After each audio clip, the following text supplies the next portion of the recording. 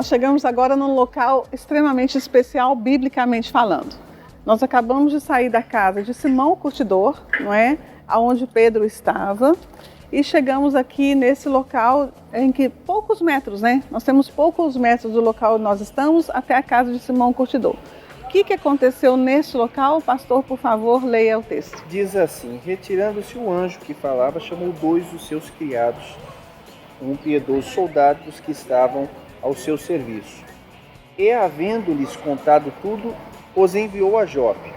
No dia seguinte, indo eles a seu caminho, estando já perto da cidade, subiu Pedro ao terraço para orar. Era quase a hora sexta, e tendo fome quis comer. Quanto lhe preparavam, sobreveio-lhe um arrebatamento de sentidos.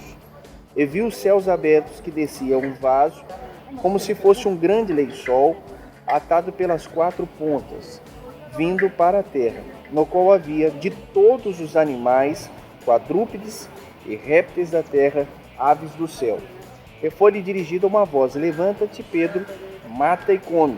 Mas Pedro disse: de modo nenhum, Senhor, porque nunca comi coisa alguma comum e imunda. A segunda vez lhe disse a voz: não faças tu comum o que Deus purificou. Então, a partir desse texto se falam os teólogos, né, que é o momento em que Pedro, Deus está dando uma ordem para Pedro de sair, né, o evangelho sair do meio judaico, que até então o evangelho estava no meio judaico, né, que é considerado os animais puros, né, através da lei de Levítico, que ele saísse do meio, o evangelho saísse do meio dos judeus e fosse pregado também aos gentios, que eram considerados pela lei judaica impuros. Esse texto está falando basicamente disso, não é? E aqui está inserida dentro dessa ordem de Deus sobre a vida de Pedro, porque Pedro era muito tradicional. Sim, ele é judeuzão. O Paulo teve uma grande dificuldade acerca da circuncidação, né?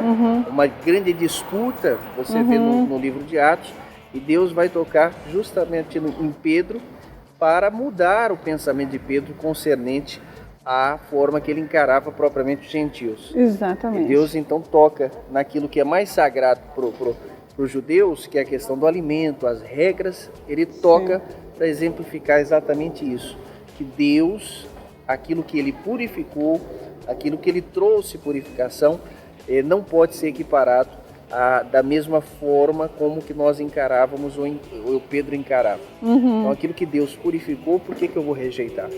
Exatamente. É basicamente isso que Deus deixa claro para Pedro. Exatamente, exatamente. E daqui então, Pedro tem essa visão. Enquanto Pedro está aqui, ele também estava ali na casa, né, de Simão o Curtidor, e acontece todo esse trâmite histórico. Lá em Cesareia Marítima tem um homem chamado Cornélio, que é um centurião, que está necessitando de ser ouvida a palavra de Deus da vida dele, né? E ele manda os homens dele para cá, e aqui os homens dele encontram Pedro, né? E levam Pedro para Cesareia Marítima, que é o nosso próximo passo, onde a gente vai estar. Ou seja, no relógio de Deus, Deus já havia já colocado a situação da visão a Pedro, para que lá na frente, ou dias posteriores, ele viesse aceitar, na verdade, contra talvez até a vontade dele, mas aceitar o propósito divino de ir até Cornélio. Sim. É interessantíssimo. A Bíblia é encantadora, vivida no seu dia a dia e pisando nos lugares específicos. E os laços, né, os elos que Deus vai fazendo nas histórias, né? A história desse texto começa na verdade com Cornélio, não é? O texto vai começar lá com Cornélio, a situação lá, Cesareia. E Deus movendo aqui, né? Cesareia está mais ou menos a 100 e poucos quilômetros daqui, e Deus já movendo aqui o histórico para que Pedro entendesse e fosse de bom grado até Cornélio, que estava necessitado. Coisa linda, né? Deus trabalhando no coração de Pedro para que lá na frente também Pedro pudesse ter uma compreensão maior do propósito de Cristo sobre a terra e também o cristianismo implantado sobre a terra.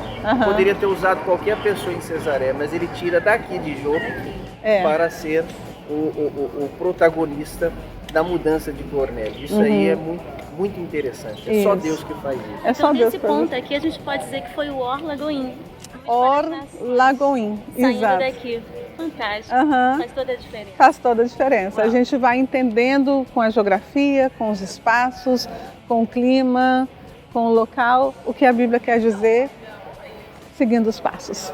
É isso aí. Fantástico. Próximo passo, a gente vai ver agora o Portal da Fé e chegando até a tarde lá em Cesareia Marítima. Olha aí. Então vamos lá. Vamos fazer lá. o caminho de Pedro. Vamos fazer o caminho de Pedro. Vamos lá.